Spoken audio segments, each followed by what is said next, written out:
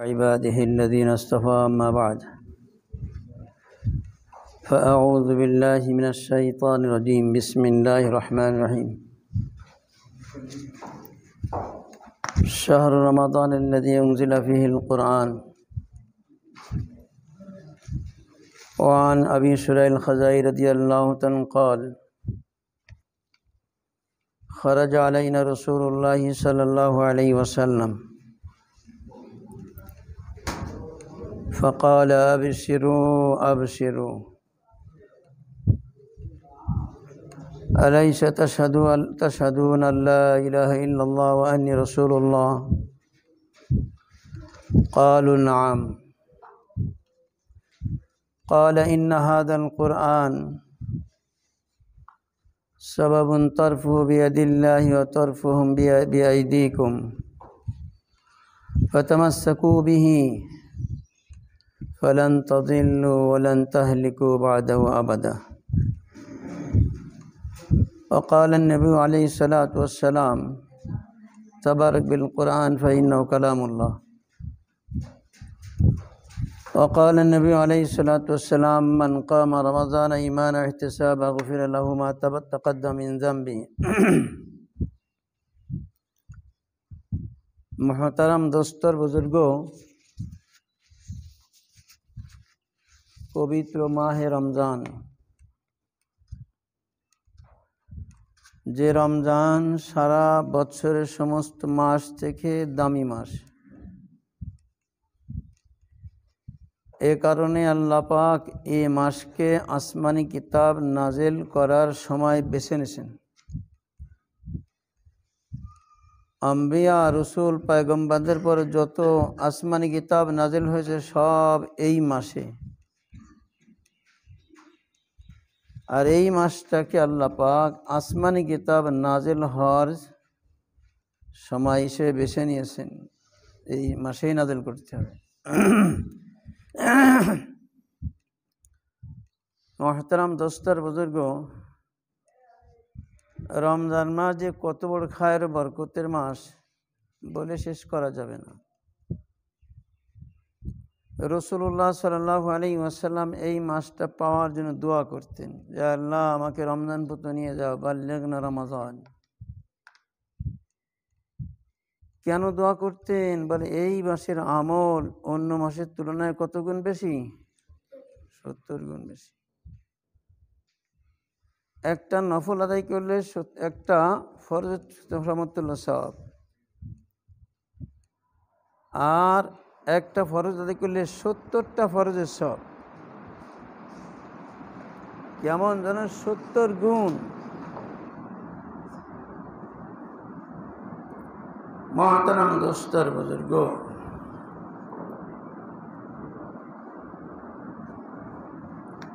মোহতারাম দোস্তর বুজুর্গ রমজান মাসের সময়কে বড় হিসাব করে কাজে লাগাইতে হবে রমজান মাসে একটা সময়কে নষ্ট করলে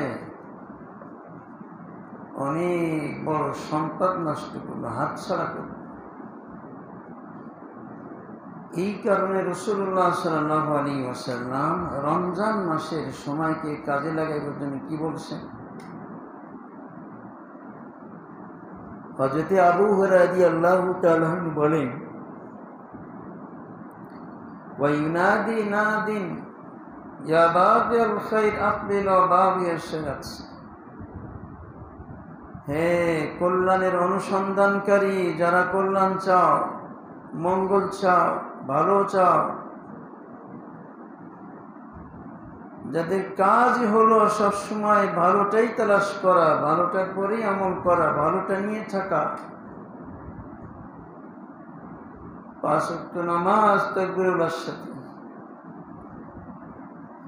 কোরআন কারীমের তেলাওয়াত জিকির আজকার ওজিফা সুন্নাতের পাবন্দি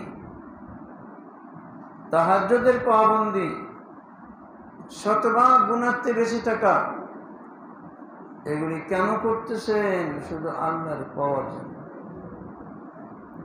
যে আমার মাওলা যেন আমাকে রাজি হয়ে যায়, আর কিছু চাই না, শুধু মাওলা রাজি হলেই যথেষ্ট। এই কারণে রাসূল পাক সাল্লাল্লাহু আলাইহি ওয়াসাল্লাম আল্লাহর কাছে দোয়া করতে, আল্লাহুম্মা ইন্নী আসআলুকা রিযাকা ওয়াল জান্নাহ। আল্লাহ, দুইটা জিনিস চাই, তার এক নম্বর আমি তোমার সন্তুষ্টি চাই। আল্লাহুম্মা ইন্নী আসআলুকা রিযাকা ওয়াল জান্নাহ, আগে সন্তুষ্টি তারপরে জান্নাত। তো জান্নাতটা পরে, সন্তুষ্টি আগে। কে দোয়া করতেছেন? নবীজি সাল্লাল্লাহু আলাইহি ওয়াসাল্লাম। আল্লাহুম্মা ইন্নী আসআলুকা রিযাকা ওয়াল জান্নাহ ওয়া নাউযু বিকা মিন সাখাতিকা ওয়ান নার। তোমার অসন্তুষ্টি থেকে আমি তোমার কাছে আশ্রয় চাইতেছি। ও মাওলা, তুমি নারাজ হয়ে যাইবা, এই নারাজ হওয়া থেকে আমি আশ্রয় চাই। আল্লাহ, তুমি নারাজ হয়েও না।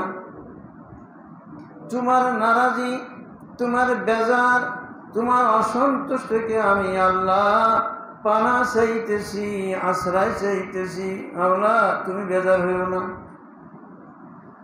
আর ওয়ান্নার, এবং জাহান্নাম থেকে পানা চাই। জাহান্নাম পরে, আগে বেজার।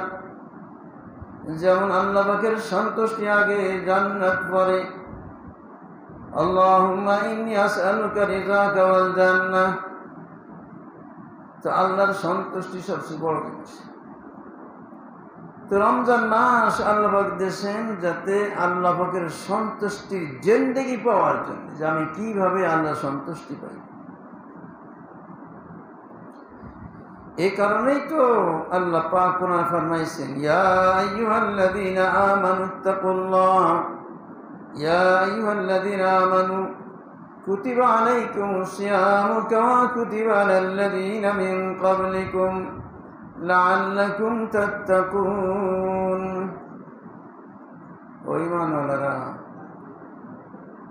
আমি তোমাদের রোজা ফরজ করেছি, এটা হতাশ হও না, চিন্তা করো না। এটা নতুন কোনো বিধান না তোমাদের জন্য।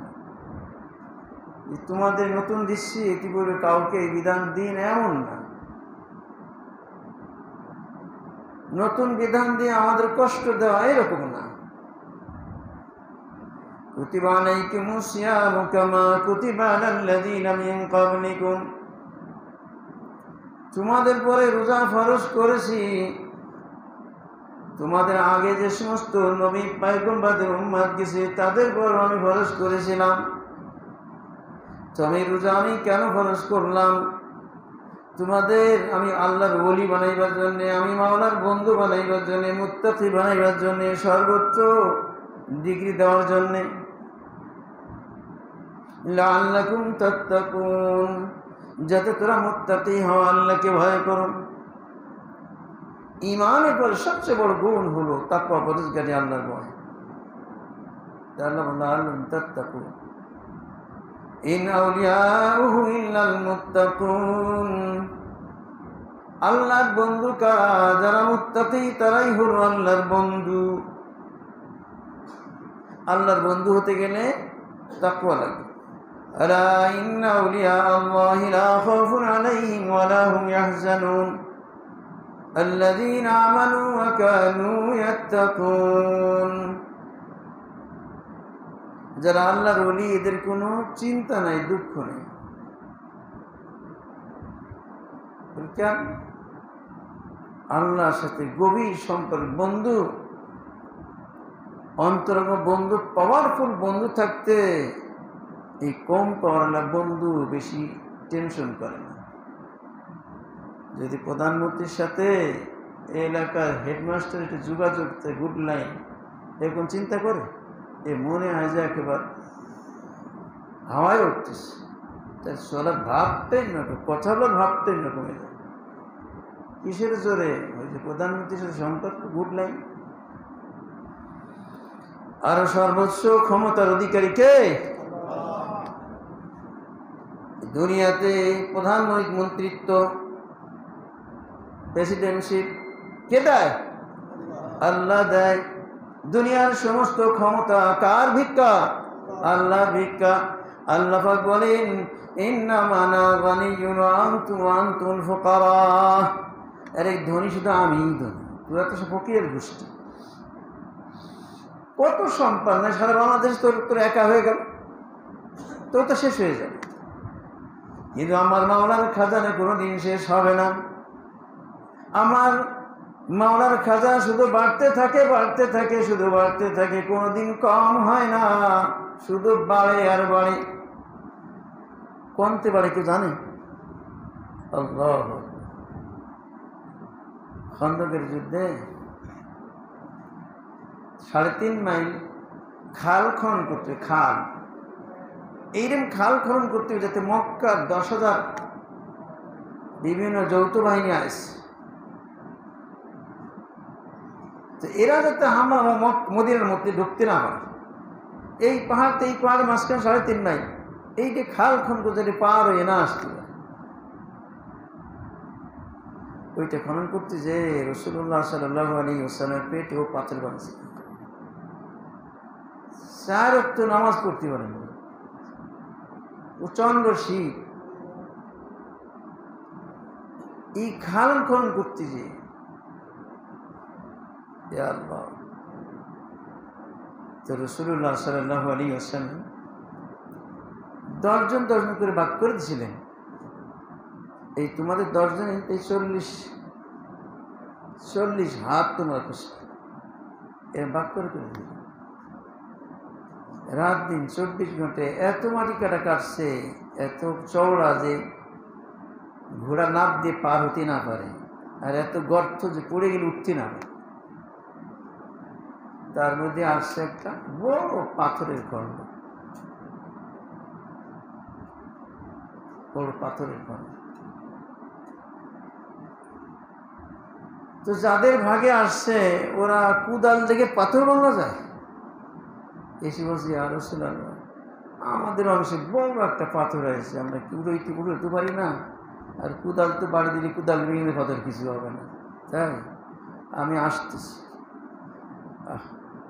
রাসূলুল্লাহ সাল্লাল্লাহু আলাইহি ওয়াসাল্লাম তিনিও খাল খনন করতেছে। নবীজি সাল্লাল্লাহু আলাইহি ওয়াসাল্লাম যখন এই কুদালটা নিয়ে পাথরে আঘাত করলেন, বুখারী শরীফের মধ্যে আছে কিতাবুল মাগাজির মধ্যে, খন্দকের যুদ্ধের ঘটনার মধ্যে, ওই পাথরটা কেমন যেন বালি হয়ে গড়ায় গেল। বাড়ি যদি উঁচু থাকে তা আস্তে গড়ায় যায় না বাতাসে, এমন জোরে এক বাড়ি মেরেছেন, ওই বাড়ির চোটে এই পাথর খণ্ড শুধু কয়েক খণ্ড হয় না, বালির মতো হয়ে গড়ায় চলে গেছে। যখন নবীজি বাড়ি মারবেন তখন পেটে 2টো পাথর বাঁধা ছিল। এইটা যখন দেখছে জাবের রাদিয়াল্লাহু তাআলা আনহু, আমার নবী পেটে পাথর সহ্য হয় নাই, দৌড় মেরেছে, বিবিকে বলে খাবার কিছু আসছে, এই ছোট একটা বাচ্চা আছে, বকরি বাচ্চা, আর 3 কেজি 300 গ্রাম বর্তমান ওজন হয়, 100 বা 3 কেজি 300 গ্রাম ওজন জব আছে। তাই তুমি যাতা করবে জব গুড় ভাঙিয়ে আটা বানাও, আর এই বকরি বাচ্চা জবাই করে খন্ড খন্ড টুকরো করে গোশ রান্নার উপযুক্ত করে গোশ তৈরি করে। স্বামী এসে 2 জন 2 কাজ করলেন, রুটি বানাইলেন স্ত্রী, তার জন্য আটার খমিক তৈরি করলেন, আর জাবের রাদিয়াল্লাহু তাআলা আনহু চুলার পরে গোশ চড়াই দিলেন, দিয়ে নবীজির কাছে আসছে। প্রায় 2-3 জন যেন আসছে, মান সম্মান না যায় সেবা করবো। জাবের রাদিয়াল্লাহু তাআলা আনহু নবীজির কানে কানে বলছে, ইয়া রাসূলুল্লাহ, আমার বাড়ি একটু দাওয়াত আছে 2-3 জন, আপনার সাথে 1-2 জন আছে। কি পরিমাণ? বলে এই পরিমাণ। আরে অনেক খাবার, অনেক করে যাও, আমি আসতেছি, তবে আমি আসলে যেন রুটি বানায় আর বসে হাড়ি যেন চুলাতে না চলে গেছে। যেই চলে যাচ্ছে এদিকে, ও খন্দকবাসী ওঠো, যাবার বাড়িতে খাবার।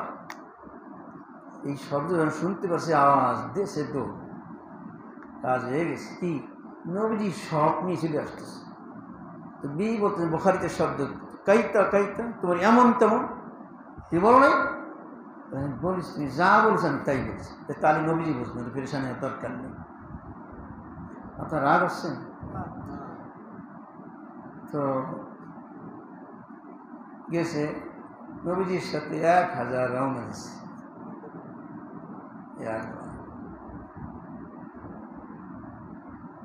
তো যখন বাড়ির ভিতরে গেছে, তোমরা তাড়াহুড়া করো না, এত ভিড় করো না, সবাই পাবা।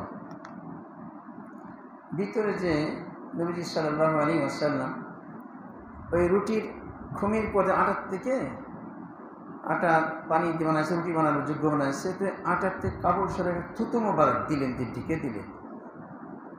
গোশের হাঁড়িতে ও ডাকনিটা ওটা একটু থুতু দিয়ে থুতু মোবারক দিয়ে ঢেকে দিলেন, বলে জাল দাও। আর রুটি বানাতে কারো আরে সব নিয়ে আসে, জমা রুটি বানায়। রুটি বানাইতেছে আর নবীজির কাছে দিচ্ছে, আর নবীজি টুকরা টুকরা করে বড় খানসার মধ্যে দিচ্ছে, আর ওই গোশের হাঁড়ির থেকে গোশ ওটা দিয়ে আবার ডেকে রাখতেছে।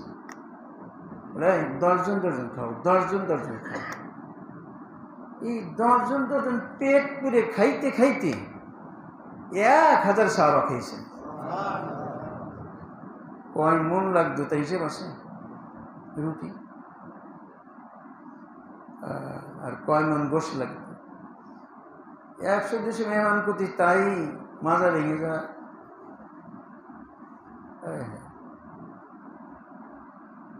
তো এইরকম মাত্র 2500 লোক খাবে ধরে না, এটা আমরা মেহমানদেরকে 7 লক্ষ টাকা খরচ গেল, আর 1000 খাবে। তাহলে ওইরকম আরো 4-7-28 লক্ষ লাগবে। 25-25 500 আর 25-25 5000 10,000, 1000 খাইছেন। 1000, তো 1000 লোক খাইছেন। আল্লাহ, তারপরে যা তাই রয়ে গেছে।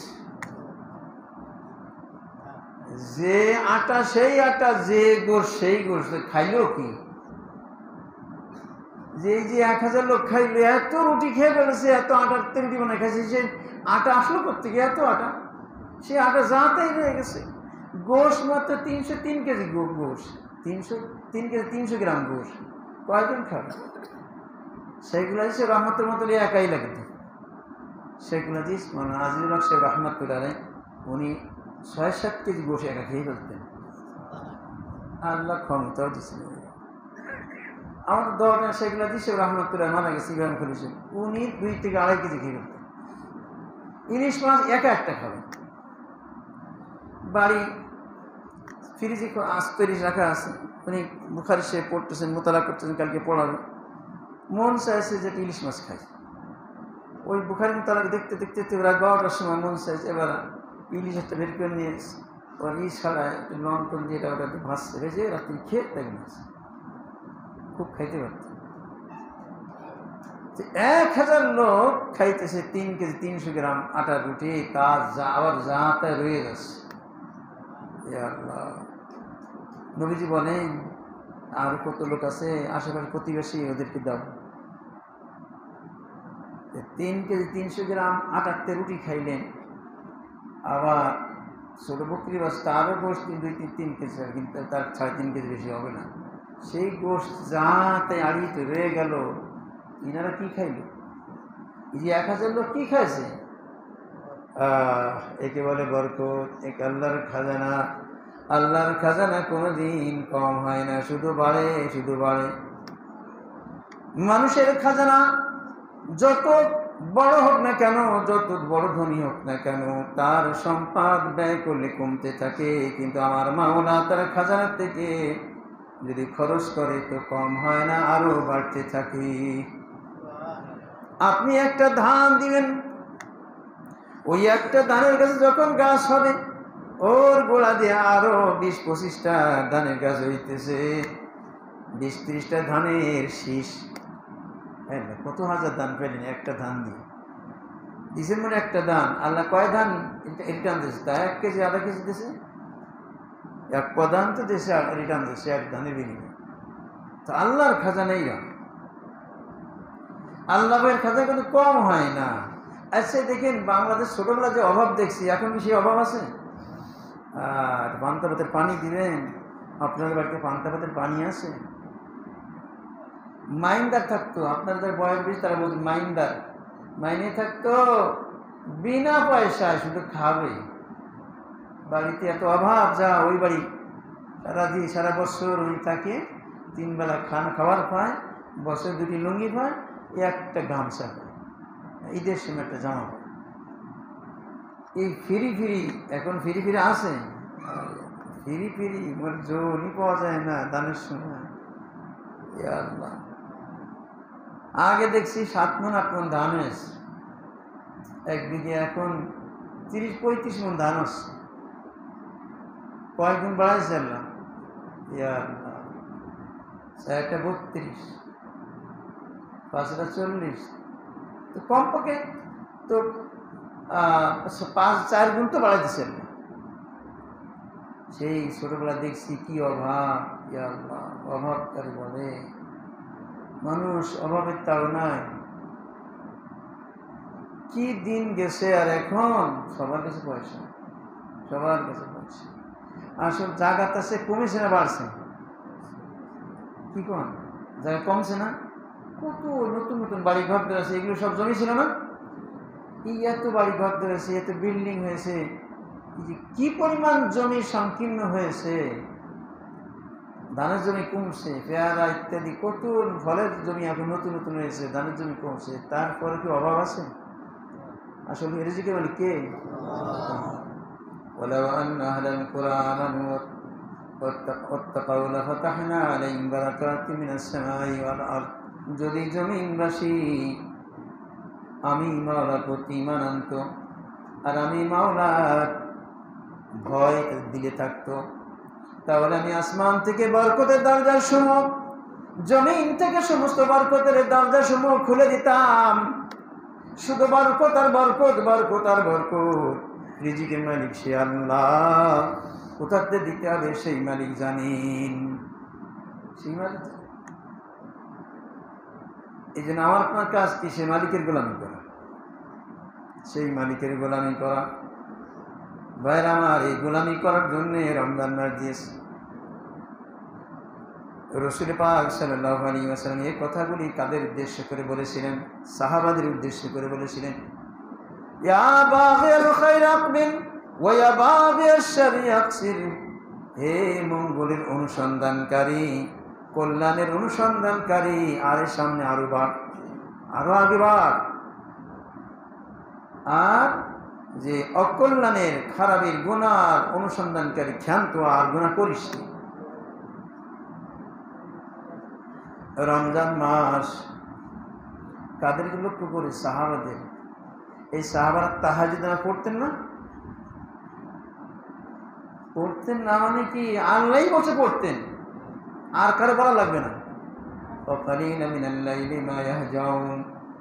এই সাহাবায়ে কেরাম মুহাম্মদুর রাসূলুল্লাহ সাল্লাল্লাহু আলাইহি ওয়াসাল্লামের সাথে যারা আছেন, এরা রাতে বেশি ঘুমায় না, ঘুম তাদের কম, শুধু দাঁড়ায় দাঁড়ায় নামাজ পড়ে।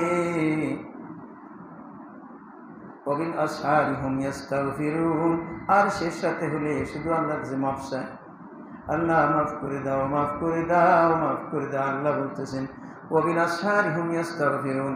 সাহাবায়ে কেরামের একটা গুণ ছিল, তারা রাত্রেবেলা শেষ রাতে আল্লাহর কাছে মাফ চায়। আর সাহাবায়ে কেরাম তো ভালো লোক দুনিয়াতে আছে। হ্যাঁ, কি কন? আমরা মানে সাহাবাত মেলা ভালো লোক নাকি? আপনার মেলা ভালো লোক নাকি? কত কম নাকি? মনে আছে আপনার সাহাবাত খুব ভালো লোক। সাহাবায়ে কেরাম,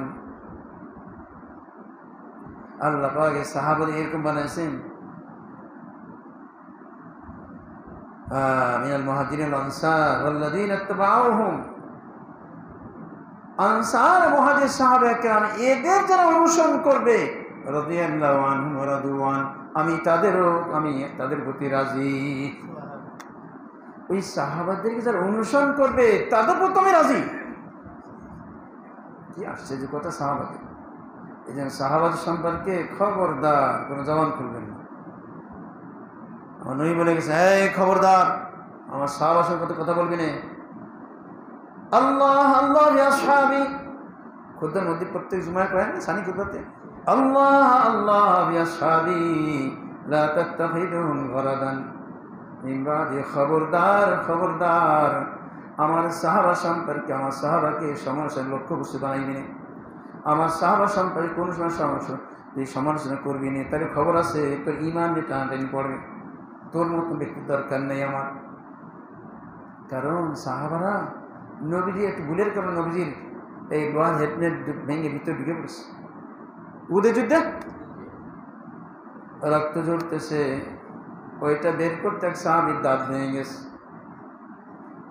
রসুল পাক গর্তের মধ্যে পড়ে গেছে, উঠতে পারতেছেন না। এভাবে এত কষ্ট পেয়েছেন রাসূলুল্লাহ সাল্লাল্লাহু তাআলা আলাইহি ওয়াসাল্লামের দেহ মোবারক থেকে রক্ত ঝরেছে। এই দৃশ্য দেখে সাহাবা কিরাম হতভম্ব হয়ে গেছে, হায় রে কি করলাম আমাদের একটু ভুলের কারণে। ওই 50 জন উহুদ পাহাড়ে পরে দাঁড়াইছিল, তারা কেন নেমে আসলো, তাদের কারণে এই অঘটন ঘটলো। হায় রে কি করলাম। এই 50 মধ্যে 40 জন চলে আসে, সেই 40 জন মতো আরও আছে, তারাই বলার কি কাজটা করলাম। এই যে নবীজিকে দেখছে বাস, আর কিছু করার লাগবে না, ওই শুধু নবীজি সাল্লাল্লাহু আলাইহি ওয়াসাল্লাম তার রক্ত ঝরেছে, এটাই সাহাবাদের সহ্য হচ্ছে না। এই জন্য আল্লাহ কি বলেন, ওয়ালাউ কুনতা ফাজ্জান গালিযাল কলবি লানফাদ্দু মিন হাওলিক। হে আমার প্রিয় হাবিব, উহুদের ময়দানে যে অঘটন ঘটেছে, আপনি যে দুর্যোগের মধ্যে পড়ে গেছিলেন, আপনি যে আহত হয়েছেন, কষ্ট পেয়েছেন, এর জন্য সাহাবাদের প্রতি আপনি মন খারাপ করবেন না, তাদের প্রতি কঠিন হয়ে যায় না, শক্ত হন না। আর আপনি হন না, এটা আমি আল্লাহ আপনার দিলের রহমত দিয়েছি তাই। ওয়ালাউ কুনতা ফাজ্জান গালিযাল কলবি, যদি তাদের সে রুক্ষ ব্যবহার করতেন, দিল শক্ত করতেন, লানফাদ্দু মিন হাওলিক, হ্যাঁ তোমাদের কারণে আমার এই হয়েছে, তো আরো ভয়তে সরে যেত। এমনি ওদের নবীজির রক্ত দেখে ওদের শিক্ষা হয়ে গেছে, আর বলা লাগবে না। এখন আবার যদি বলেন এই তোরা এই কাজটা করলি কেন, তখন ওরা ভয় পেয়ে যাবে, আপনার থেকে দৃশ্য হয়ে যাবে, ভয় পেয়ে ভয়। আরে কী করবেন, এইরকম করেন না, বরং আপনি মাফ করে দেন। ফাফু আনহুম, দেখেন আল্লাহ সাহাবাদের পক্ষ নেই, নবীর সহিতে রক্ত ঝরেছে আর আল্লাহ বলে মাফ করে দেন। ফাফু আনহুম, ওদের মাফ করে দেন। ওয়াস্তাগফির লাহুম, শুধু তাই না, আমি আল্লাহর কাছে ওদের পক্ষে আপনি আমাকে মাফ চান। ওয়াস্তাগফির লাহুম, ওদের জন্য আমার কাছে মাফ চান। দেখছেন, ওয়াশাবিরহুম ফিল আমর, আর পরস্পর তাদের আপনি কোনো কাজ করলে তাদের পরামর্শ নিয়ে, তাহলে বুঝবে নবীজি আমাদেরকে তার দিল থেকে বের করে দেন নাই, যে কষ্ট পেয়েছে। সাহাবাদের পক্ষ কে যাচ্ছে, আল্লাহ। আর নবী তো বলেছেন, আর রাদিয়াল্লাহু আনহু তাও বলেছেন আল্লাহ। এই জন্যে সাহাবাদের ভুল ভ্রান্তি তো হয়েছে, কম বেশি হয়েছে না, মানুষ ছিলেন তো, নবী ছিলেন না। এই সমালোচনা করা যাবে, আলোচনা করা যাবে? আল্লাহ গেট আউট। 1400 বছর পরে এসে সাহাবার সমালোচনা করিস, ওরে সাহাবা তো আমি বানাইছি এটা ইসলামের জন্য, তাদেরকে ইসলামের কুরবানি কারে কর, তার মধ্যে একজন যদি অন্যায় করে থাকে ও মাফ করে দেবো। এমনকি নবীজি বলেছে মান আলী আসহাবি, আমি যে রাস্তা বললাম, সাহাবার যে রাস্তা বলে জান্নাতের রাস্তা। সাহাবাদের রাস্তা মানে জান্নাতের রাস্তা, তাদের সমালোচনা করো, তোমার রাস্তা জান্নাতের রাস্তা। এই জন্য কোনো ব্যক্তি যে সমালোচনা করে মুখে থুতু মেরে দিবে আল্লাহর জন্য, সাহাবার সমালোচনা করিস, তোমাদের নেতার সমালোচনা করলে তোমাদের কলিজা লাগে, আর সাহাবার সমালোচনা আমার কলিজা লাগে। যদি যারা ভালোবাসে তার সাথে হাসর হবে, আমাদের হাসর সাহাবাদের সাথে হবে, এটি চাই। ভাইয়ের আমার অপরিসীম কথা এসে গেল। তো এই সাহাবা সম্পর্কে আল্লাহ রাসূল বলতেছেন, ফেরেশতারা ঘোষণা করাইতেছেন, আল্লাহ ইয়া বাগিয়াল খাইর, হে মঙ্গলের অনুসন্ধানকারী, যারা শুধু মঙ্গল চাও, ভালো চাও, চোখগুলোর সাথে নামাজ পড়ো, এশাকে নামাজ পড়ো, শাস্তি নামাজ পড়ো, জিকির করো, ওজিফা করো, কোরআন তেলাওয়াত করো, তাহাজ্জুদ নামাজ পড়ো, শেষ সাথে কান্নাকাটি করো, খাস পর্দা করো, নিজের আখলাক সুন্দর করো, সমাজের সাথে ভালো ব্যবহার করো। যত ভালো গুণ আছে সমস্ত গুণ তুমি কেন অবলম্বন করতেছ? উদ্দেশ্য আমি মঙ্গল চাই, আমি আল্লাহর সন্তুষ্টি চাই, আর কিছু না, শুধু ওই সন্তুষ্টি। জান্নাত ও জাহান্নাম সে আর अब क्या करो, आरज़ू है मैं तुझे देखा करूं। ভাইয়ের আমার, সাহাবা একরাম এদের জন্য জান্নাত। এই জন্য রসুল বলে, খবরদার আমার সাহাবার সঙ্গে কেউ কোনো সমালোচনা করি না। আমার নবী বলেছে, যারা নবীর এই কথা ওভারটেক করবে তার পরিণতি কি হবে সেই বুঝুক। এই জন্য ভাইয়ের আমার, ভুল ভ্রান্তি মানুষের মধ্যে কম বেশি থাকবে, মানুষের থাকবে। নবী তো ভুল ছিল না, তো আমি তো অন্যায় করি, আমি ক্ষমার আশা করি, তো তারা তো আগে ক্ষমা করে। আমি শুধু মতো যদি আমি ক্ষমা পাওয়ার যোগ্য হইতো, সাহাবার তো অনেক ঊর্ধ্বে, তারা তো আগে ক্ষমা পাবে। এই সাহাবা ইকরামদেরকে আল্লাহর পক্ষ থেকে বলা হইতেছে, ও মঙ্গলের অনুসরণকারী যে সাহাবা ইকরাম, পরের তা মেরে খাত দূরের কথা, এখন নিজের ভাবি ঋণী পালায়, শাশি ঋণী পালাইতেছে, মামি ঋণী ফলাইতেছে। এই অহরহ ঘটনা, এত ঘটনা ঘটতেছে। আল্লাহু আকবার। আর সাহাবা শুধু একটুখানি করেছে, এই তোমার ভাই, দিনী ভাই, তাও কাকে? আব্দুর রহমান বিন আউফ রাদিয়াল্লাহু। উসমান গনির মতো ধনী মানুষ ছিলেন, বরং উসমান থেকে আর বেশি ধনী ছিলেন। উসমান নামে শুধু ধনী এসে গেছে, গনি মানে ধনী, উসমান গনি, ধনী উসমান। আব্দুর রহমান বিন আউফ রাদিয়াল্লাহু তাআলা আনহু, তাকে যে মদিনার আনসারী ভাই বানাইছে, এই তোমার ভাই, এর তোমার বাড়ি যাই দিতে, তাই কি বলতেছেন? জমির অর্ধেক তোমার, নিজে আপন ভাইয়ের মতো জমি জমা দিচ্ছে, কেন আমার জমি অর্ধেক? না না, আমি জমি নেব না। আব্দুর রহমান বিন আউফ বলছেন, আমি জমি নেব না, আমারে বাজারের রাস্তায় দেখায় দেয়, আমি ব্যবসা করি। আর কি বলতেছে? আমার দুটা স্ত্রী আছে, কোনটা দেখেন ভালো লাগে আপনার কাছে, কোনটা পছন্দ? ইয়া আল্লাহ, একেবারে সাহাবা, কোনটা আপনার চয়েস হয়, যেটা বলবেন এই বউটা ভালো, আপনার এই বউটা আমাকে দেখতে ভালো, বলে তালাক দিয়ে দেবো, আপনি ইদ্দাত করেন, বিয়ে করবেন। আব্দুর রহমান বিন আউফ বলেন, না না, এই কাম করবো না। তাহলে একজন সাহাবী নিজের সবচেয়ে ভালো বউটা দিয়ে দিচ্ছে, শুধু মুসলমান ভাইয়ের জন্য, ইমানি ভাইয়ের জন্য। ঠিক আছে, আমি বলেন এটি ভালো লাগছে, তালাক দিয়ে দেবো, ইদ্দাত পালন করে আপনি পর বিয়ে নিন।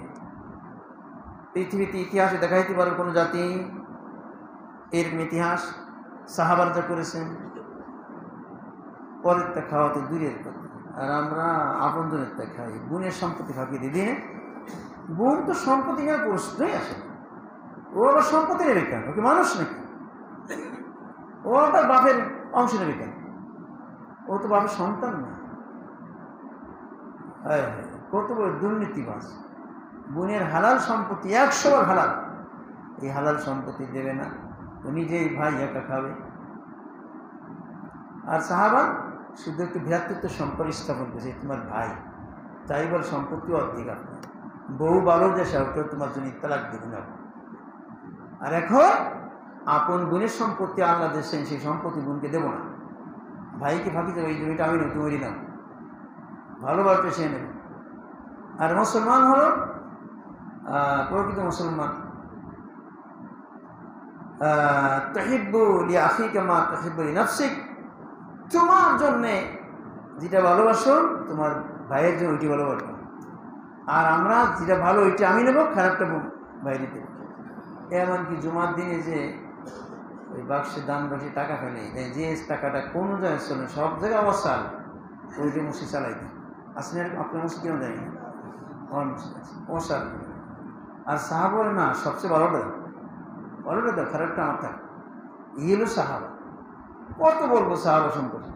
যাই এই সাহাবা দিকে লক্ষ্য করে তারা কি পরিমাণ সাহাবা মঙ্গলের অনুসন্ধানকারী ছিলেন। তারা এমন অনুসন্ধানকারী সাহাবা একরাম, গরিব সাহাবা একরাম বলে, ইয়া রাসূলুল্লাহ, ইয়া রাসূলুল্লাহ, আমি তো হজ করতে পারি না, যাকাত দিতে পারি না, সম্পদ নাই, আমার ধনী ভাইরা তারা আগে বেড়ে গেল। রাসূলুল্লাহ সাল্লাল্লাহু আলাইহি ওয়াসাল্লাম বলেন, আচ্ছা তোমাদের আমল দিতেছি, এই আমল যারা করবে, এদের উপর যারা করবে না কোনো দিন দিতে পারবে না, আগে বাড়তে পারবে না। নামাজে পড়ে 33 বার সুবহানাল্লাহ, 33 বার আলহামদুলিল্লাহ, 34 বার আল্লাহু আকবার, পাইছে পাইছে, এখন নামাজে পড়ে তসবিহ টিপতেছে। মানে ধনী সাহাবা এর বসে কী করে, বসে বলে আবার কী করে, আবার দেখতেছে আমরাও করবো, এই কী করছে বলে এই ব্যাপার, ও আমরাও করবো। সাহাবা আমাদের মতো ফাঁকিরা ছিলেন, তারা ধান্দা কোন সময় নবীজি কি আমল দেন এই করার জন্য ব্যস্ত থাকতেন। এখন এই গরিব সাহাবি তারা নবীজি ইয়া রাসূলুল্লাহ, আমার ধনী ভাইয়েরা জানিয়ে দিতেছে, ওরা ওই আমল করতেছে। নবীজি বল, দেখো আল্লাহ পাক যাকে দেয় তার রহমত, তার ফল রহমত দেয়, এটা মাওলার মেহেরবানি। তো মোহতারাম দোস্তার বুজুর্গ, এই সাহাবাদেরকে আল্লাহ কি বলতেছেন, আল্লাহর পক্ষ থেকে ফেরেশতারা, ইয়া বাগিয়াল খাইর আকবিল, সামনে বাড়ো সামনে বাড়ো।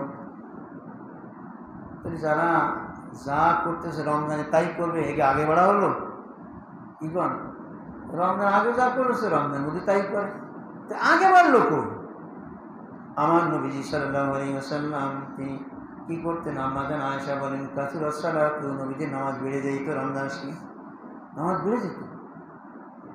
আর আগে বাড়তি কে আছে, আগে যাস করতে বাড়তি কে, বাড়তি তো তারাবি নামাজ, বাড়তি হলো তারাবি নামাজ।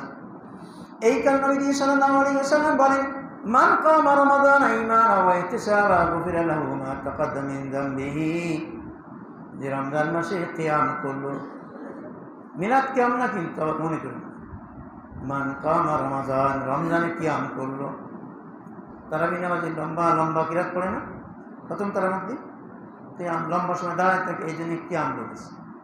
যে কিয়াম করবে অর্থাৎ নামাজে দীর্ঘ সময় দাঁড়িয়ে কোরআন তেলাওয়াত করবে, অর্থাৎ তারাবি পড়বে, মান কামা রমাদান ঈমানান ওয়া ইহতিসাবান গুফিরা লাহু মা তাকাদ্দামা মিন যামবিহি, ইজন সব গুনাহ মাফ। আল্লাহু আকবার। লম্বা ইতিহাসটা সুযোগ নেই, আমি অসুস্থ। হযরতে ওমর ফারুক রাদিয়াল্লাহু তাআলা শাসন আমলে উনি মসজিদে উঠতে ঢুকলেন, বুখারীতে আছে প্রথম খণ্ডে। তো উনি দেখলেন যে মসজিদের মধ্যে রাতের বেলায় এখানে 4-5 জন, ওখানে 4-5 জন, ওখানে 4-5 জন, এরকম করে একজনের পিছনে নামাজ পড়ছে। ওমর ফারুক এ কি হইতেছে, বলে যারা হাফেজ না, ওরা হাফেজের পিছনে নামাজ পড়তেছে। এরা বিভিন্ন বিক্ষিপ্ত কারণ, এক মেয়ের পিছনে পড়ে না ভালো লাগে, তা নবীজি পড়েছেন 3 রাত, একজনই একাই তো পড়েছে। নবীজি সাল্লাল্লাহু আলাইহি হযরতে ওমর ফারুক রাদিয়াল্লাহু তাআলা সব সাহাবাকে ডাকলেন। সেখানে হাজার হাজার আনসার সাহাবা, হাজার হাজার মুহাজির সাহাবা বিদ্যমান, তাদের উপস্থিতিতে ওখানে খলিফাতুল মুসলিমিন হযরত উসমান গনিও আছে, হযরত আলী আছে, আর ওমর ফারুক তো আছে, 3 খলিফা। এক মিনিট হবে সবাই, হ্যাঁ এটা ভালো। যদি এটা নবীজির সুন্নাতে পরিপন্থী হতো তা সাহাবারা বলতেন না যে কাজ নবীজি করেন আপনি কেন করতেছেন, কে বুঝতে পারেন না। অথচ আজ যে 30 পারা কোরআন, এই 30 পারা কোরআন লেখা হবে তাই রাজি না, নবীজি করেন আপনি কেন করবেন কেন। নবীজির যুগে 30 পারা কোরআন এক জায়গায় ছিল না, মুখস্থ ছিল, ধারাবাহিক মুখস্থ ছিল 30 পারা, কিন্তু এক জায়গায় আমার যেমন একটা কোরআন ওইরকম ছিল না। কিছু কাঠের পরে লেখা আছে, কিছু পাথর পরে, কিছু খেজুরের সারের পরে, কিছু খেজুর পাতার পরে লেখা আছে, কিছু চামড়ার পরে লেখা আছে, স্তূপ দেওয়াতে গাদা করাতে। তো ইয়ামামার যুদ্ধে 450 মতো সাহাবায়ে কেরাম হাফেজে কোরআন শহীদ হয়ে গেছে মিথ্যা দাবিদার নবীকে মারার জন্য। মিথ্যা দাবিদার নবী, মিথ্যা নবুয়তের দাবিদার মুসাইলামা কাজ্জাব, তারে খতম করার জন্য হযরত আবু বকর সিদ্দিক সেনাবাহিনী পাঠাইছিলেন। ওই যুদ্ধে, ইয়ামামার যুদ্ধে 450 মতো শুধু হাফেজে কোরআন সাহাবী শহীদ হয়েছে। তবুও এই মিথ্যা দাবিদার নবীকে খতম করে ছাড়ছে। আর আমাদের কাদিয়ানি ঘুরে বেড়ায়, যেখানে সেখানে কাদিয়ানি বানাচ্ছে। আল্লাহ হেফাজত করে। আল্লাহ, তো যেখানে 450 হাফেজ হাদিস শহীদ হওয়ার পরে ওমর ফারুক চলে আসেন খলিফাতুল মুসলিমের কাছে, হযরত আবু বকর সিদ্দিকের কাছে। এসে বলতেছেন 30 পারা কোরআন এক জায়গায় লেখায় ফেলেন, অর্থাৎ পাতলা চামড়া দিয়ে 30 পারা কোরআন লেখা যায়, ওই রূপে একটা বান্ডি করে একটা কোরআন লেখায় ফেলে। যদি এক জায়গায় 30 পারা থাকে, যে বর্তমানে আছে ধারাবাহিক, তখন কাগজ ছিল না, পাতলা চামড়ার ফেলে লেখা হয়েছে, এখনো আছে সেই। তো হযরতে ওমর ফারুক এই কথা বললেন, তা আবু বকর কি বলেন, যে কাজ নবী করেন তো করবো কি? নবীদের 30 পারা কোরআন এই যে লেখা নেই, আপনি কি করে করছেন? বলে খলিফাতুল মুসলিম, এইটার মধ্যে মঙ্গল, এর মধ্যে মঙ্গল, আপনি করেন, লেখা ফেলেন, এবার হাফেজ চলে যায় দুনিয়াতে, কোরআন উদা হয়ে যাবে, তখন কি হবে? কোরআন পাবো কোথায়? হাফেজা থাকতে থাকতে কাজ করায় ফেলেন। অনেক অনুরোধ করতে করতে বুখারী ঘটনা করতে করতে করতে করতে আবু বকর সিদ্দিক, হ্যাঁ কথাটা আমার বুঝিয়ে আছে, দরকার দুইজনে একমত হয়েছে। তাহলে কার দ্বারা লেখানো যায়? তাহলে যারা নবীজির কাতেব ওহী ছিল, যারা ওহী লিখত, ওরা তো এখনো আছে, যুবক মানুষ, যায়েদ বিন সাবিত, ওকে ডাকবে, ওই সাথে আরো 3 জন। তাহলে তোমরা 4 জন আসো, কি ব্যাপার? বলে তুমি কোরআন লেখো, 30 পারা কোরআন এক জায়গায় লেখো। উনি কি বললেন, যে কাজ নবীজি করেন নাই সে কাজ করবেন কি করে? বলে দেখো এর মধ্যে মঙ্গল, বুঝাইতে বুঝাইতে বুঝাইতে বুঝাইতে তারপরে ওনার বুঝ আসছেন না এর মধ্যে মঙ্গল। তাহলে যে সাহাবায়ে কেরাম 30 পারা কোরআন লিখতে গেলে আগে নবীকে লেখেন না, আমরা লিখবো না, সেই সাহাবায়ে কেরাম সামনে 20 টাকা তারাবি ওমর ফারুক করতেছে না, সব সাহাবা কেউ কোনো কথা বললেন না, সবাই সমর্থন দিলেন। এই কারণে 4 মাযহাবের কোনো মাযহাব 20 টাকাতে কম কেউ তারাবি করতে সাহস পায় না। হানাফি মাযহাব, শাফি মাযহাব, হাম্বলি মাযহাব, বর্তমান সৌদি হাম্বলি মাযহাব, আর মালিকি মাযহাব বলে না 38 টাকা, 20 টাকা না 38 টাকা। এখনো মক্কা মদিনায় এবং যে সমস্ত সরকারি মসজিদে খতম তারাবি হয় সেখানে 20 টাকা। আমার কিছু ভাইয়েরা রমজান আসলে হুক্কাও দেয়, তারাবি নামাজ 8 টাকা, তারাবি নামাজ 8 টাকা। সাহাবায়ে কেরাম পড়লেন 20 টাকা, এবং সেই 14 হিজরিতে আজ পর্যন্ত এখন মক্কা মদিনাতে সেই 1400 বছর ধরে সেই 20 টাকা 20 টাকা 20 টাকা চলতেছে। বরং রমজান শেষ দশকে বাইতুল্লাহ তারাবি 20 টাকা হয়ে যাওয়ার পরে 12 টাকা আবার তাহাজ্জুদ শুরু হয়ে যায়। আর মদিনাতে মসজিদ নববীতে 20 টাকা তারাবি হওয়ার পরে আবার 8 টাকা তারাবি, 8 টাকা তাহাজ্জুদ শুরু হয়ে যায়। আমার ছাত্র আসাদুল্লাহ রিয়াদে থাকে, সে বলছে প্রতি রমজান শেষ দশকে এখানে ইতিকাফ করে, কারণ এখানে আমলি পরিবেশ। তারাবি কয়েক পরে 20 টাকা, 20 টাকা পড়ার পরে আবার শুরু হয় তাহাজ্জুদে জামা, কয়েক পড়তে 8 টাকা। তাহলে মক্কা মদিনা বুঝলো না তারাবি কয় রাকাত আর তাহাজ্জুদ কয় রাকাত, আমরা মেলা বুঝি ফেলি, মেলা বুঝি ফেলছি। আল্লাহ কি বলবো, আল্লাহ ওদের সহি বুঝ দাও, তারা যে বিভ্রান্তি করতেছে। ওদের দলিল কি? বুখারী একটা হাদিস, আবু সালামা রাদিয়াল্লাহু তাআলা, তিনি ঘরে গেছেন নবীজি বাড়িতে, তারাবি নামাজ তো মসজিদে হয়, তখন জিজ্ঞেস করবে কি ঘরে নামাজ কি নামাজ পড়েন, তাই জিজ্ঞেস করতেছে।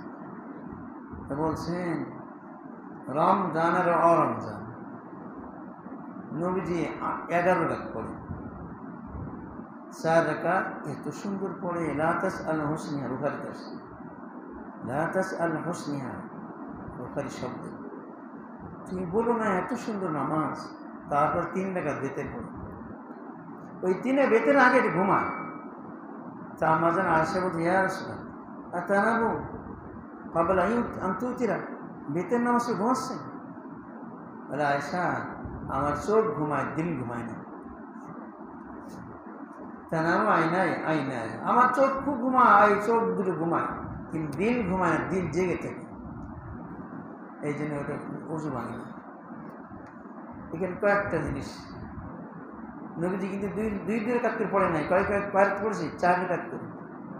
ওই যারা 8 রাকাত বলে ওদের বেড়াই না, তোরা 2 রাকাত পড়িস, তোরা আচ্ছা 2 রাকাত পড়িস কেন? 4 রাকাত পড়বি। আবার নবীজি ভেতরে ঘুমাইলে তোরা ঘুমাস না। আবার এই হাদিসে তো তাহাজ্জুদের অধ্যায়, ইমাম বুখারী তাহাজ্জুদের অধ্যায় নেই, তোরা আবার এটা কিয়ামুর রমাদান নিয়ে গেলি কেন? এই জন্য মহতারাম দোস্ত বুজুর্গ, ওদের তালে পড়বেন না যেখানে সাহাবার কোনো একমত। সাহাবা একমতের সেখানে ভিন্ন কোনো চিন্তা করার সুযোগ নেই, কিন্তু সাহাবি অর্থাৎ এই জন্য 4 মাযহাবের 4 ইমাম তারা ভিন্ন কোনো চিন্তাও করেন। তো তারা আমি নামাজ কয় রাকাত পড়বো? আপনার কয় রাকাত এখানে? যেখানে কওমি মাদ্রাসা হবে সে এলাকায় আস্তে আস্তে আবাদ হবে, শহীদ দিনের আবাদ হবে। কওমি মাদ্রাসা কত জরুরি হয়ে পড়েছে। কোরআনের মাদ্রাসা গ্রামগঞ্জে যেখানে সেখানে কোরআন। কারণ আল্লাহ রসুল কি বলেছেন? আবু শুরাইহ খাজাই রাদিয়াল্লাহু বলতেছেন, খারাজা আলাইনা রাসূলুল্লাহ সাল্লাল্লাহু আলাইহি ওয়াসাল্লাম, একদিন নবীজি আমাদের মাঝে আসলেন, এসে কি বলেন? ক্বালা আবশিরু, তোমরা কি সুসংবাদ নাও। এরপর নবীজি বললেন, আলাইসা তাশহাদুনা আল্লা ইলাহা ইল্লাল্লাহ ওয়া আন্নী রাসূলুল্লাহ, তোমরা কি কথা সাক্ষ্য দিবা না যে আল্লাহ ছাড়া কোনো মাবুদ নাই আর আমি আল্লাহ রসুল? নাম, ইয়া রাসূল, অবশ্যই। এরপর নবীজি বললেন, ইন্না হাদাল কুরআন সাবাবুন, এই কোরআন এটা হলো একটা রশি, তরফুহু বিয়াদিল্লাহ, ওই দড়ির এক পাশ আমার আল্লাহর হাতে, ওয়া তরফুহু বিআইদিকুম, আর এক পাশ তোমাদের হাতে। অতএব ফাতামাসসাকু বিহি, ভালো করে ধরো, ছুটে না যায় না হাতের থেকে। আল্লাহ পাশে টান দেয় যে উঠে চলে যেতে পারো, হাতে ছুটে না যায়। যদি ছুটে যাও তো ওই অন্ধকারের ওই কুয়ার মধ্যে পড়ে থাকতে উঠতে হবে না। আল্লাহ রশি দিয়েছে, ধর আমি টেনে আনতেছি। অন্ধকারের কুয়া, কুফর, শিরিক, বেদাত, গুনাহ, অন্যায়ের যত অন্ধকার, কুয়ার মধ্যে অন্ধকার থাকে, কুয়ার মধ্যে অন্ধকার, এই অন্ধকারের মধ্যে ওই রশিটা দেওয়া হয়েছে, তুমি এখানে পড়ে গিয়েছো, মজবুত করে ধরো, তাহলে আমি টেনে আনতেছি। যদি মজবুত করে ধরো, ফাতামাসসাকু বিহি ফালান তাদিল্লু ওয়া লান তাহলিকু বা'দাহু আবাদা, যদি মজবুত করে ধরো তাহলে কখনো তো পথভ্রষ্ট হবে না, ধ্বংস হবে না। মুসলমান যখন কোরআনকে মজবুত করে ধরবে, কোরআন জীবন গড়বে, আগে হুকুমত আর আগে নিজের সারাদিনের বডির মধ্যে আগে ইসলাম কায়েম করবে, তারপরে হুকুমত পরে দেখিস। সারাদিন বলি ইসলাম নেই, দেখলে বোঝা মধ্যে এখন দাড়ুটির মতো রাখে, সুন্নতি লিবাস নাই, 5 ওয়াক্তের তাকবীরের সাথে পড়ে না। কোন সাহাবী কি তাকবীরের খেলাফ করতেন? জামাত ছাড়া নামাজ পড়তেন? অন্ধ সাহাবী। নবীজি বলছেন, ইয়া রাসূলুল্লাহ, আমি অন্ধ মানুষ, আসতে পারি না। আচ্ছা যাও, আয় তোমার সাথে নেওয়ার কোন লোক আছে? আসতে আসি নামাজ পড়তে। তো অন্ধ ব্যক্তির জামাত ত্যাগ করার অনুমতি নবীজি দিলেন না। আর আমরা শতকরা মুসলমান কি পারছেন? নামাজ পড়ি, জামাতের সাথে নামাজ পড়ি, নামাজের খবর নেই, কোরআন সহি নেই, এই হলো মুসলমান। আবার ইসলাম হুকুমত কান করে, ইসলাম হুকুমের দরকার, তা আগে মানুষগুলো করতে হবে না? কয়েকটা ঘরের নাম সমাজ, বাড়ির নাম সমাজ, প্রত্যেক বাড়ি যদি সুন্নাতের পরে উঠে যায়, ওরকম 10টা বাড়ি থাকে, তো একটা সমাজ হবে না? এই সমাজগুলোর মধ্যে সব আল্লাহর হুকুম রয়েছে, নবীর তরিকা রয়েছে না? নবীজি এভাবেই তো মক্কাতে 13 বছর পর্যন্ত মক্কাতে কি করেছেন? মানুষ তৈরি করেছেন, ব্যক্তি মানুষকে তৈরি করেছেন, তারপরে এই ব্যক্তি দ্বারা সমাজ হয়েছে। ইসলামী হুকুমত থাকবে একদল করুক, কিন্তু মানুষ গঠন করা তো একটা দল থাকা দরকার। মানুষ গঠন করা অর্থাৎ গুণামুক্ত জীবন, সুন্নাত তরিকা ওঠো, আখিরাতে ফিকির, দুনিয়ার ফিকির না, সবসময় আখিরাত নিয়ে। তুই ব্যবসা করছো আখিরাতের সাথে, চাকরি করো আখিরাত অনুযায়ী, আল্লাহর হুকুম অনুযায়ী, কৃষিকাজ করো আখিরাত অনুযায়ী। তাহলে তোমার এই কৃষিকাজ, তোমার ব্যবসা, তোমার চাকরি আল্লাহর হুকুম।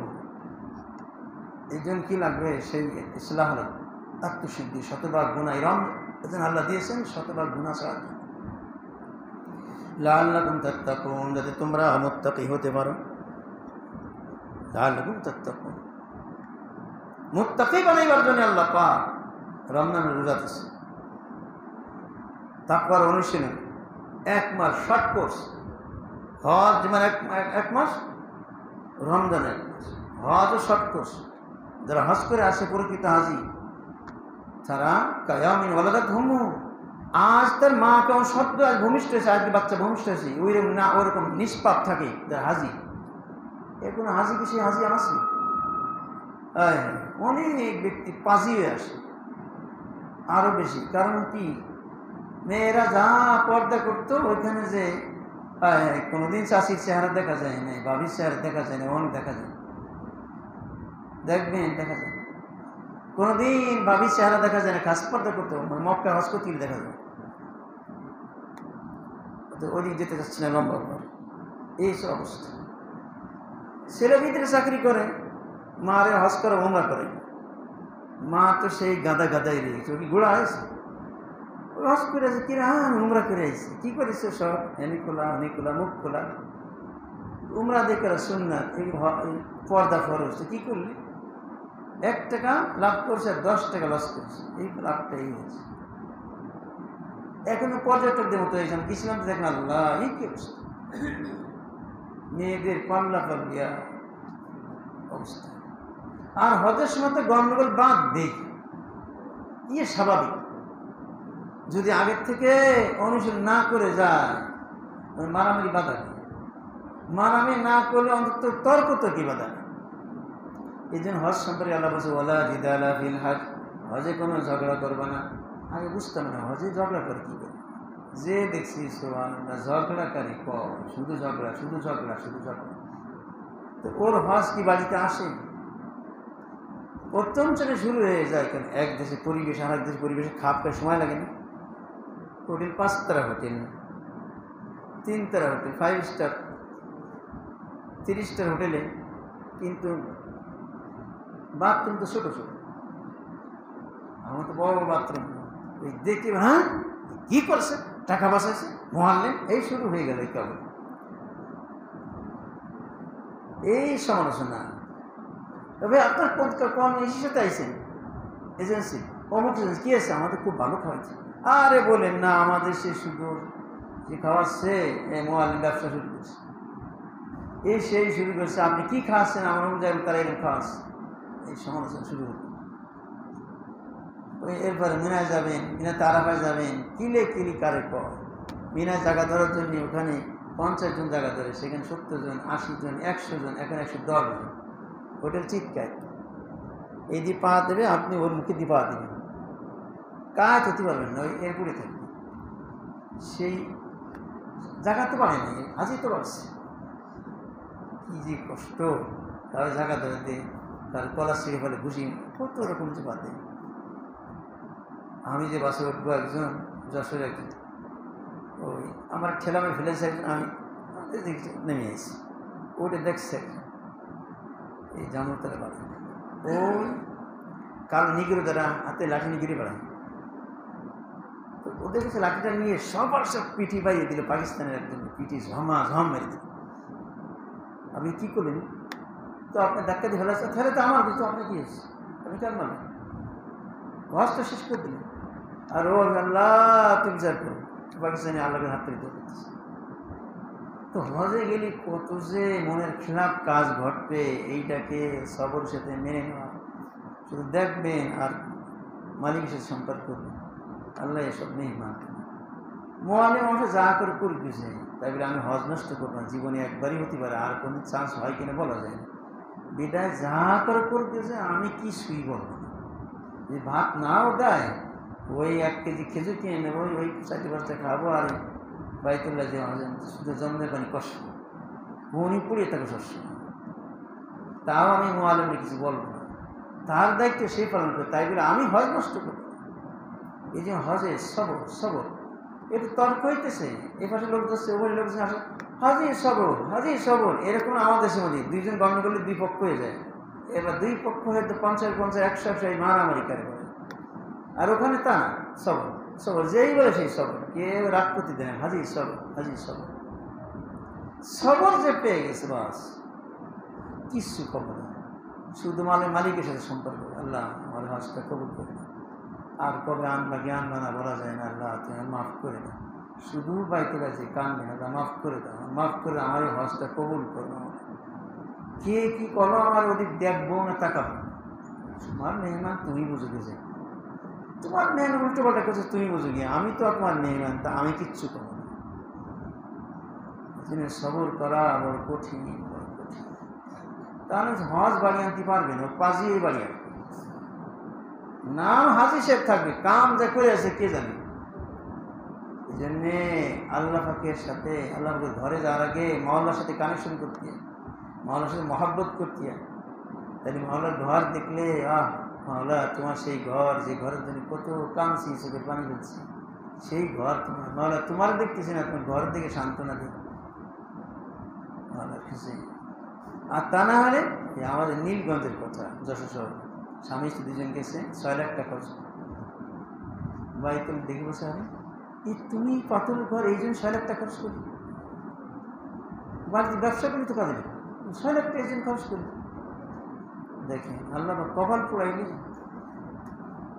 এইবারে ওর স্বামী শেষ সাথে বাইতুল্লাহ গেছে, তাহাজ্জুদ পড়তেছে, 2 রাকাত পড়েছে, আবার যখন দাঁড়াইছে তখন পড়ে গেছে, ওই জায়গায় নাই, ওখান থেকে কর্তৃপক্ষ নিয়ে গোসল করার জানাজা পড়ে দাফন করেছে, ওই বউ দেখতে দেয়।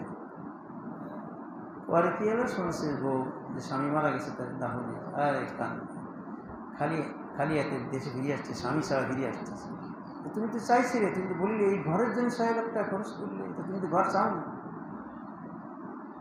তো ভাইয়ের আমার কপাল পড়লে এরকম, যে আল্লাহর ঘর দেখে মহাব্বতে উতলে উঠবে, আল্লাহ তোমার সেই ঘর, যে ঘরের জন্য এত কাঁদছি, তুমি সেই ঘর দেখাইছো। এই জন্য ভাইয়ের আমার পবিত্র রমজান মাস, এটার স্বাক্ষর সারাদিন চোখের হেফাজত, চোখ দ্বারা গোনা বেগানারকে দেখবো না, টিভি দেখবো না, বিবি দেখবো না, ভাবি দেখবো না, ছবি দেখবো না, আর জবানের হেফাজত, দিবসের সমালোচনা করবো না, কান দ্বারা শুনবো না, দিল দ্বারা প্রতারণা করবো না, জাহারি গুণা বাতিনি গুণা সমস্ত গুণা ছেড়ে দেব, শুধু এক নজর থাকবে আল্লাহ দিকে, তার মহাব্বত পাওয়ার জন্য, শুধু তার সন্তুষ্ট পাওয়ার জন্য চেষ্টা করতে হবে। তাহলে দেখবেন রমজান মাস জানদার শানদার, এই রমজান মাস, তাহলে এই রমজান এরকম হবে যে পিছনে সমস্ত গুণা মাফ হয়ে যাবে। কয়েকটি কাজ করবো, একটু আমরা রোজার হক আদায় করে রোজা রাখবো, যে কোনো গুণা করবো। 2 তারাবির হক আদায় করবো, 20 রাকাত পড়বো, দৃষ্টিরও পড়বো, ধীরে সুস্থে পড়বো, তাড়াহুড়ো করবো।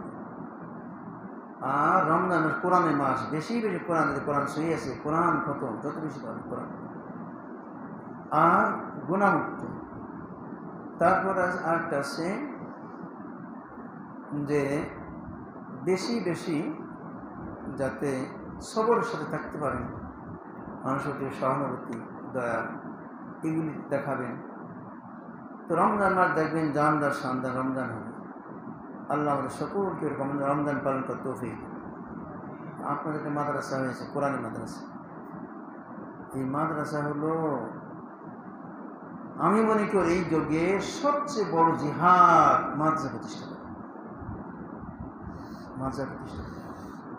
এই যুগে শ্রেষ্ঠ জিহাদ মাদ্রাসা প্রতিষ্ঠা করা এবং মাদ্রাসা পরিচালনা করা, আল্লাহর জন্য, আল্লাহকে পাওয়ার জন্য।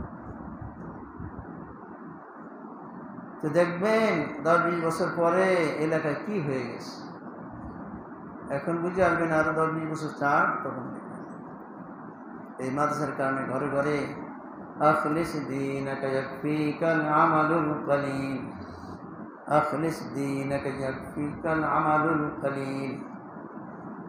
এই যে আগে কবি গাইতো আসসালামু আলাইকুম রাহমাতুল্লাহ, আসসালামু আলাইকুম। ছোটো ছোটো বাচ্চাদের কি সুন্দর সালাম, সহি শুদ্ধ সালাম, আসসালামু আলাইকুম। এরকম না, রাজনীতি সালাম আসসালামু আলাইকুম। আসসালামু আলাইকুম তো মরো, বরং আসসালামু আলাইকুম সহি শুদ্ধ সালাম দেয় নুরানি বাচ্চা, আসসালামু আলাইকুম কি সুন্দর সালাম দেয়। এরকম ঘরে ঘরে কোরআন বসে যাবে, তারপর স্কুলে যে যায় যেতে পারে, কিন্তু আগে কোরআন সই করতে সিনায় কোরআন ঢুকাইতে হবে। বলে এরা খাবে কই?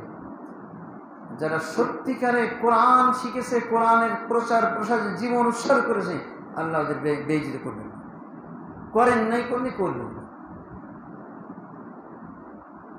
আমার দোয়াটার মাদ্রাসায় প্রথম বেতন ছিল 200 টাকা, 200 টাকা বেতন, বেশি দিনে কোথায়? 1979-80। তাই মাসের বেতন দিতে পারেন, সেক্রেটারি কাছে গেছে, আমার বেতন দিই। মুফতি সাহেব বলে, হ্যাঁ তোমার 2 দিন দেরি হয়েছে, তুমি সেক্রেটারির কাছে চলে গেছো, মাত্র 200 টাকা বেতন। এরপরে শুরু হলো আস্তে আস্তে আস্তে আস্তে, এখন বছর শুধু বেতন হলো 85 লক্ষ, 85 লক্ষ বেতন। আর তো আছেই,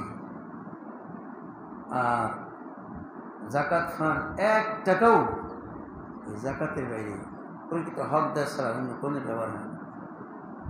জাকাতের টাকা প্রায় 50 লক্ষ টাকা, রমজান সে প্রায় 40-45 লক্ষ টাকা হয়, সারা বছর আসতে থেকে তাতে প্রায় 50 লক্ষ হয়েছে।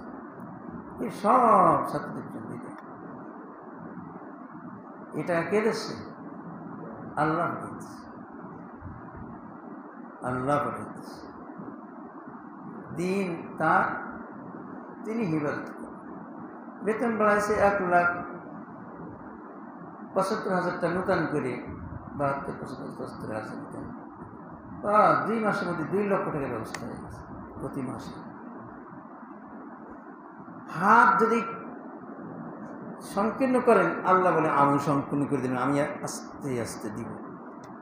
আর যদি তুমি হাত প্রশস্ত করে দিতে, আমি আল্লাহ জমজম দিতে থাকবো। দিনেওয়ালা জাতকে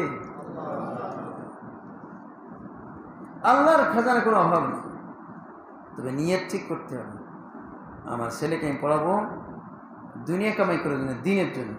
দেখেন দিনের জন্য যদি চলে যাওয়ার অর্থ সে বিপদে থাকে, আর সে যদি আল্লাহ তারা না খাওয়ায় তার বলে। এই জন্য মহাতাম দোস্তার বুজুর্গ, আল্লাহ খাওয়াবে, আল্লাহ পালনে ওলা খাওয়ানো। কত মাদ্রাসা বাংলাদেশে সরকার এদের বেতন দিতে গেলে সরকার মাজা ভেঙে যেত। তো শিক্ষিত দেশে যাক, শিক্ষিত যখন দেশে, তাতেই Malaysia Islamic varsity, international Islamic varsity, তার মধ্যে 3 জন ছেলে এখন ফার্স্ট ইংলিশের মধ্যে, সব কমই আছে, তুখোড় ইংলিশে পড়ে। 3 জন কয়মত আছে। তাহলে বাইক ওখানে পড়ে বলছে যে, কাকা যদি সরকার যদি 10টা বছর আগে যে শিক্ষিতা দিত, এখানে অন্য কেউ চান্স দিত না। লেখাপড়া তো কম, ইতিহাস সিলেবাস কি শুরুতে শেষ পর্যন্ত, আবার এরকম না, ওর পর শুরু শেষ, এবার কি সিলেবাস এখান থেকে সিলেবাস বানাবে, কি লেখাপড়া হবে, সিলেবাস পূর্ণ করা হবে, আর শুরুতে শেষ পর্যন্ত ভর্তি হবে। ওই কিছু ছেলে আছে, তারা শুধু প্রশ্নপত্র 15 বছরের প্রশ্নপত্র তালাশ করে করে করে করে করে করে পড়ে। এবার এরকম করেছে, হ্যাঁ একটা ওরকম প্রশ্ন দিয়ে আসে না, সাদা সাদা যেখানতে সেখানে দিয়ে দিয়েছে, সহজ প্রশ্ন। উদ্দেশ্য তুমি এটা বুঝছো কিনা, অত লম্বা ব্যাখ্যার দরকার নেই, আমার বিশ্লেষণ দরকার হলে তুমি এই আদেশটা বুঝেছো কিনা, পরে দরকার। এই জন্য জের জবাব পেশ লাগাও, তুমি তো তোমার যোগ্যতা থাকে, জের জবাব পেশ লাগাও, তুমি যে হাদিস সহি পড়তে পারো, নেড়া আরবি যে যে মানুষ লাগাতে পারো, তার বুঝবা তোমার আরবি গ্রামের ভালো যোগ্যতা আছে। তাহলে তুমি মুফতি পড়লে বড় কিতাব পড়তে পারবে। এখন মুফতি পড়তে চাও কি বাংলা নোট দিয়ে, এটা কি মুফতি হবে? এরা মুফতি হচ্ছে, বাংলা নোট পড়তেছে, আল্লাহ, এটা মুফতি হবে। এই জন্য ভাইয়ের আমার এইবারে বোর্ডে পরীক্ষা আছে, এরকম একদম জিজ্ঞান সাদা সিধা দিয়েছে, কেউ বুঝতে পারে না। এই তো প্রশ্ন আমি কল্পনা করি, সব বড় বড় জাতীয় পরিবারে মুখস্থ করছে, আর সাদা সিধা দিকে না একবার সব করে কেউ পড়েনি। দেওবন্দ তাই, দেওবন্দ বলে জের জবর লাগাও এবং সুন্দর তর্জমা করো। এইটি দেখার দরকার, আর দেখার দরকার। এইটি করতে পারতে বোঝা যাবে তোমার হাদিস পড়ে বুঝিস। কত আগ্রিম বাগ্রি এত ক খ গ গ উম দিয়ে এসে সমস্ত ওগুলো তো হাদিসের দরকার নেই। মূল হাদিস কি বোঝা ওটি বুঝো, এটা দরকার ছিল। এটি শুরু হয়ে গেছে, ওই শুরুতে শেষ পর্যন্ত পড়তে হবে। এখন ভিজে গেছে, এখন এরকম পড়লে হবে না। দারুণ দেওবন্দ আমরা আবেদন করেছিলাম যে এরকম প্রশ্ন হবে না, প্রশ্ন জিজ্ঞান থেকে না, ক্রিটিক্যাল প্রশ্ন না, প্রশ্ন হবে একদম জিজ্ঞান সে কিন্তু প্রশ্ন দিয়ে দিন দেওবন্দির আমার, কিন্তু তাই হয়েছে। আসলে ওই প্রশ্ন করতেছে, এখন বলবে শুরুতে পড়া লাগবে। এখন শুধু প্রশ্ন করে সাজেশন পড়ে পরীক্ষা দেওয়া যাবে না। সাজেশন পড়ে সে মেধা তালিকা আছে, ক্লাসে পড়তে গেলে পড়াতে পারে না। ও তো রিডিং পড়ে নাই, রিডিং পড়ার যোগ্যতাও অর্জন করে নাই। ও তো ওই সাজেশন পড়ে পরীক্ষার মধ্যে পড়ে গেছে, কমান এসে গেছে, পরীক্ষা দেশে 12 নম্বর পেয়ে গেছে, অথচ কিতাব বসে। এই জন্য হইতেছে তখন, কিন্তু তখন এটা উপরতে এই দিশ খুব এইভাবে খুব চিন্তা ভাবনা করেছে না, একটা ছেলে বুখারী শুদ্ধ শেষ পর্যন্ত সমস্ত হাদিসে তর্জমা বসবে, নিজে বসবে, বোঝাবে, বেশি ব্যাখ্যা বিশ্লেষণ দরকার নেই, মূল হাদিস কি বলছে এই বলে এটাই দরকার। এই জন্য মেরা মতাম দোস্ত কম মাদ্রাসা, আর এটা বাংলাদেশের জন্য একটা নিয়ামত, নিয়ামত যে সরকারি পয়সা নেয় না, আবার ওরা বুক উঁচু করে পড়ে চলতেছে। তাই মনিয়াপুরি আলিয়া মাদ্রাসা মৌলানা শিহাবুদ্দিন দেওবন্দে পড়ে আসছে। ওনার একটা ছাত্র দাদা আমাদের দেওবন্দ ছিল, সে পড়ে আসছে, দরকার শিক্ষক ছিলেন, রেস্টি হোসেন ইমাম, মারা গেছে, মুফতি আব্দুর রশিদ। তো ওনারা বলতেছে যে মৌলভী আব্দুর রশিদ এই দেখলি এই কমে আলেমদের ঢাক বাদ দেখছো, ই আসে কমতে, আমরা বেতন পাই 2 পকেট ভরে যায়, মাস শেষ না সব শেষ হয়ে যায়, হাউকাউ শুরু হয়ে যায়। আর এদের দেখেছো কি ঠাট বাড়ে জীবন। আসলে আল্লাহদের বরকত দেয়, আল্লাহ ওদের বরকত দেয়। আমি যখন বেতন আমার ছিল 900, মসজিদে 500, তো একটু কওয়া যায়, কারণ যে মসজিদে 500 আর মাদ্রাসা 10টা মাসে 900, তাও সে সভাপতি বলছে আমরা কিন্তু আপনারে 500 টাকা বেশি বেতন দিতে পারবো না। আমি বলি আমি তো আপনাদের বেতন চাইনি, আমি চাইছি আপনাদের বেতন দেন, আপনি দিলে দেবেন, না দিলে না দিবেন, ওটা তো আমার ব্যাপার, ওটা আপনার ব্যাপার। তাহলে একটু সারা জীবনে থেকে যেতে এটি বলতে পারবো না। আমার রেজিক যদি থাকে আপনার তাড়াতে পারবেন, আর রিজিকার না থাকে সিকিউরিটি বাইন্দে রাখলেও রাখতে পারবেন না। তবু থাকার নিয়ত আছে, হয়তো স্থান পরিবর্তন সুযোগ সুবিধার কারণে এক জায়গায় তারা চলে গেলাম, এরকম নিয়ত আপাতত নেই। তখন প্রায় 33 বছর আছে এক জায়গায়। তো আসলে মহতারাম দোস্ত খাওয়ায় দেখছি, তো 900 টাকা মসজিদ মাদ্রাসা, আর মসজিদে 500 টাকা, আর স্ত্রী গর্ভবতী বলে যে বাড়ি ছুঁয়ে আসে, তাহলে একটু প্রতি মাসে কিছুটা বাঁচবে। পরের মাসে দিয়ে 700 টাকা ঋণ হয়ে গেছে। তো বলে আসলে সংসার আল্লাহ ছেলে, বাড়ি রেখে ভুল করছে, সংসার আল্লাহ ছেলে। তো আসলে সংসার আল্লাহ ছেলে, এটা হলো মুসলমানের নজরিয়া, দৃষ্টিভঙ্গি। আর আমরা চাকরি ব্যবসা আমার খাওয়াই, চাকরি ব্যবসায় খাওয়াই না, খাওয়াই আল্লাহ। এই আকীদা ঠিক করতে হবে ইনশাআল্লাহ। আল্লাহ জাতির উপর ভরসা রাখতে হবে। আল্লাহ সকলকে এই পবিত্র রমজানের শিলায় কোরআনের আশিক, কোরআন হওয়ার তৌফিক নসিব ফরমান, সমস্ত গুনাহ ছাড়ার তৌফিক দেন। এই মাদ্রাসাকে বুকে জড়িয়ে ধরে এই মাদ্রাসাকে উত্তর সামনে বাড়ানোর চর্চা আল্লাহ আমাদের তৌফিক দিক। জান মাল এই মাদ্রাসাকে খরচ করবেন, সবচেয়ে বড় সৎকা জারি। আল্লাহ সকলকে তৌফিক নসিব ফরমান। ওয়া আখির দাওয়ানা আনিল হামদুলিল্লাহি রাব্বিল আলামিন।